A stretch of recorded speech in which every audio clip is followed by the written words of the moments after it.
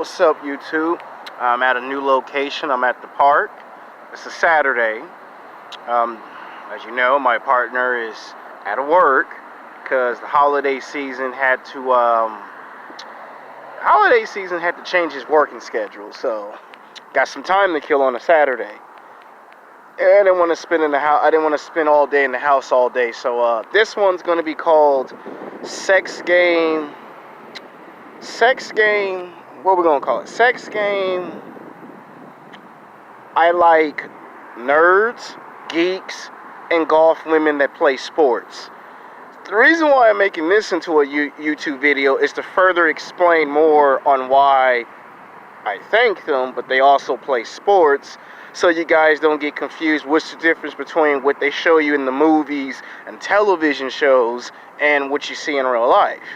But you also have to click in the description because YouTube has made a new rule, and that by law I'm required to tell you if my content is for kids or not for kids. So when this video does actually get uploaded, like right now it's being filmed at this location live, but when it actually gets uploaded, you're going to have to read the description very closely because YouTube has now required me to tell you if my content is for kids or not for kids. So, follow the rules. I win, you win, YouTube wins, everybody wins. If you don't, then, YouTube gonna have to, take action, and when YouTube takes action, it's not good. So, to help me out a great deal, make sure you read the description from now on, that if it says not for kids and you're an adult, you can watch my content. Now, if you're a kid, you should not be watching my content because you can get me into a world of trouble, and YouTube will delete the YouTube channels because I have more than one YouTube channel, and all my YouTube channels I am required to tell everyone is my content for kids or not for kids. I ain't got no choice. I have to follow rules. Sorry, it's an unpopular decision. I gotta break it down in the videos because some people know about it and some people don't know that YouTube are now making it where I have to tell you in the video specifically is my content for kids or not for kids. So my content is for adults from the ages of 18 to 50 years old. So if you're not 18, 19, 20, if you're not 30, if you're not 40, you shouldn't be watching my content. So I gotta tell, because somebody might be watching this, they might run across a video that might sound very fun and interesting, and we don't want your mom or dad to catch you in the room watching my content and they get angry and upset, and then I get in trouble because YouTube be like, I thought we told you to tell us, is your content for kids or not for kids? So my content's not for kids, it's for adults. So if you're not in college, you shouldn't be watching my content. Sorry for the minor inconvenience, but rules are rules. I got to follow the rules. YouTube already got on me for not doing it to my other channels, and they told me if I didn't do it, they would take down my channel. So I got to follow rules. Sorry for the minor inconvenience. Now on to the video presentation. Now, the reason why I give women that are nerds and geeks and golf girls credit is because when I was in high school and college, those were the only type of women that paid attention to me. Those were the only type of women that if they ever did found me physically sexually attractive, they found me physically sexually attractive. Now I know in the next YouTube video I'm going to explain more about that phenomenon. Now, the reason why I give them credit for playing sports is because they don't always they're just a nerd girl. Like, I've seen some nerd girls really play soccer, and when I was in high school, they were trying to teach me how to play soccer, but soccer ain't really my sport. It ain't that I don't like the sport of soccer.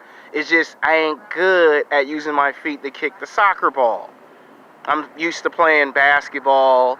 I'm used to doing boxing, mixed martial arts, weight training. I'm used to doing filmmaking. I'm not used to playing soccer. So, you had some girls that were trying to teach me how to play soccer.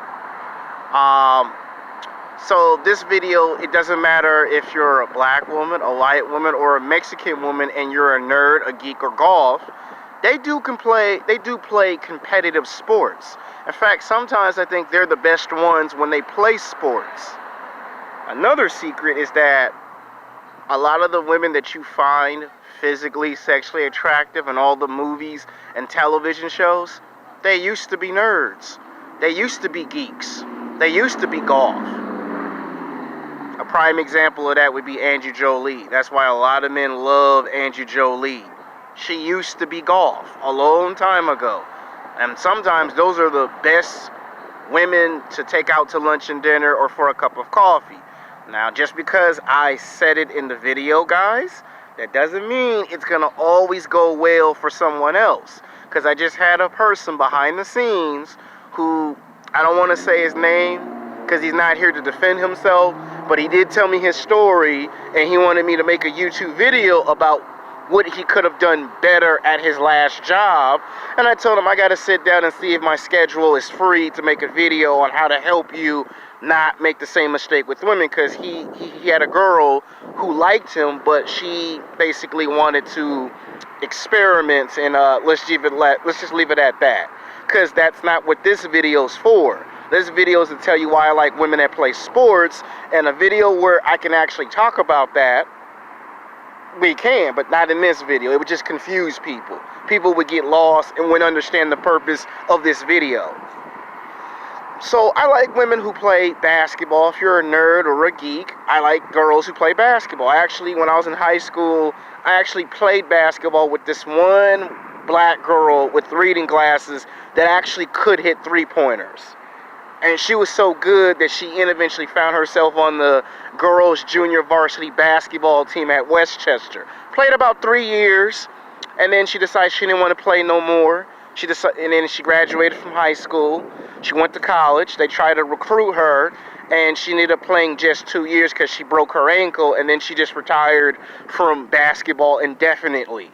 And that was probably the one time that I actually had the hots for girls that were nerds and geeks playing basketball. I mean, she don't play basketball no more, but I'm talking about at the time she did, and she was real good. I mean, she could cross people over. She could block your shot. I mean, I ain't never had my shot blocked, but I had friends that because they thought that because they were tall, they couldn't get blocked, and she blocked one of their shots. And she was good. I mean, she was popular, you know, for a girl that was a nerd. She was very popular, and guys were asking her out to lunch and dinner. And that's basically what happened. Now in college, it was a little different. She was trying to become either a doctor or a lawyer. I don't know what happened after that, because she went into a different direction, mine went into a different direction. And then I had some girls that were geeks. There was one girl that would always crack jokes, and she became semi-famous. And what I mean by semi-famous, I mean in the traditional sense, she would do stand-up comedy, and it took off because she would get small parts in movies, TV shows.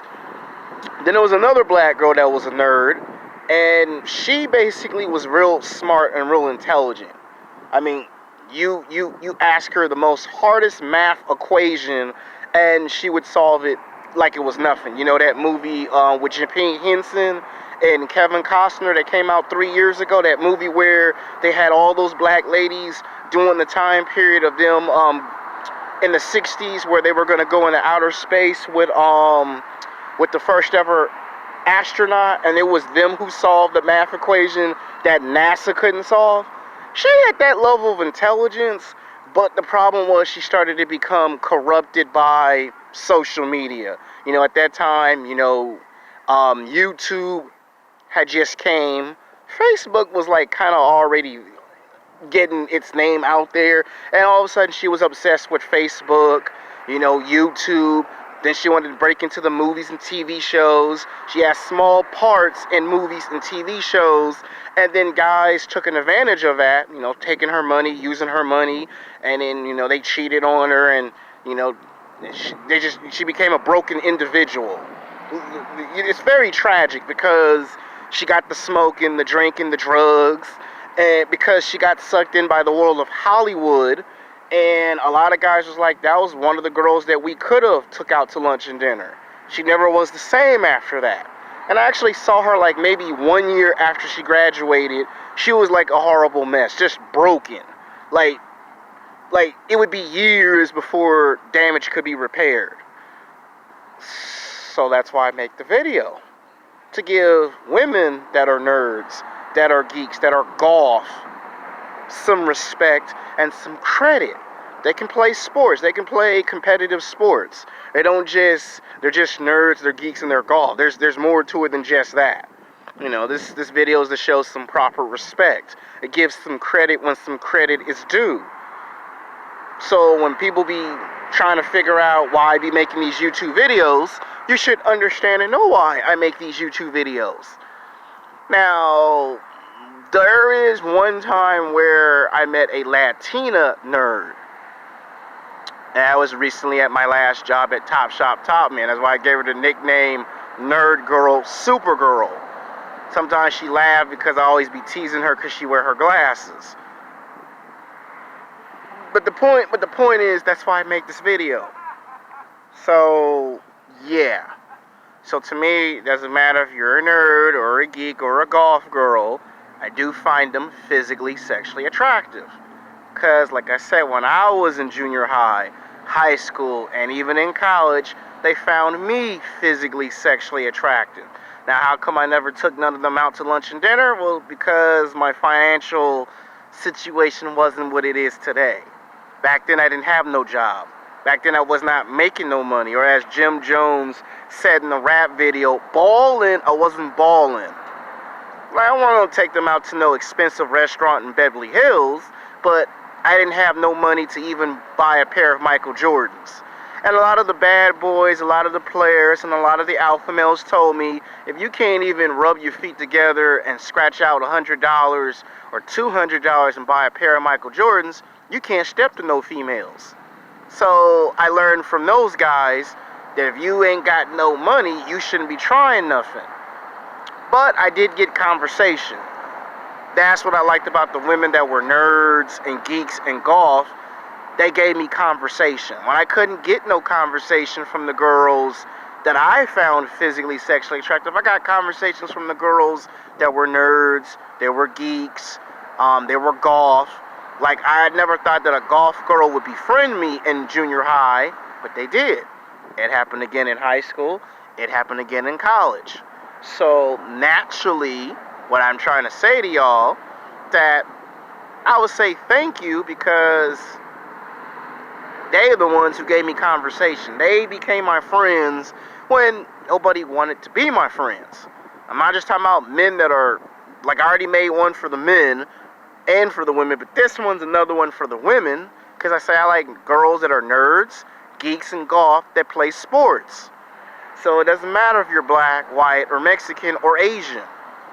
So, yeah. Nice little short video. Have a good day. Peace.